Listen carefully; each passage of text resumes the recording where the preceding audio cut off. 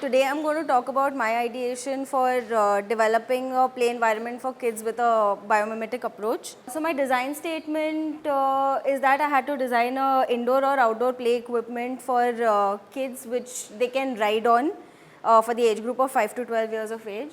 Then another thing I was looking at was the solution should encourage physical and creative development in the kids, as kids of this age have a lot of energy, so that energy needs to be channelized. So why ride-on toys? We are looking at outdoor play equipments basically, so that is why physical activity is the most important thing. So ride-on toys, they promote physical activity. Then fine and gross motor skills, they help kids to understand balancing and things like that.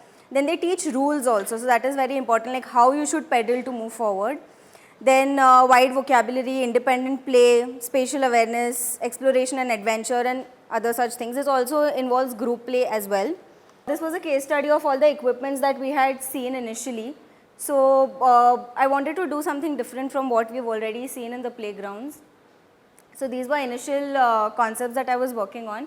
So if you see here, like these were the initial things that I was working on, which are inspired from the maple seed. So the maple seed, when it falls onto the ground, it has a certain rotational movement. So I was looking at that and how that can be incorporated in order to make the play more fun for kids.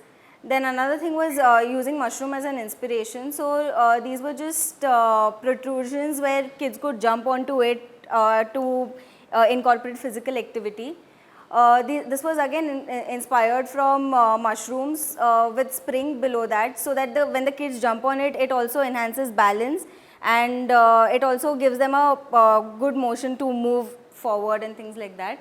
These were initial ideas which I was working on for, like these were going more towards the installation thing of it. So these were also inspired from mushrooms and things like that. Now the final ideas that I've come to were the ride-ons. Like initially for the playground I worked on the installations, but eventually we came down to a ride-on.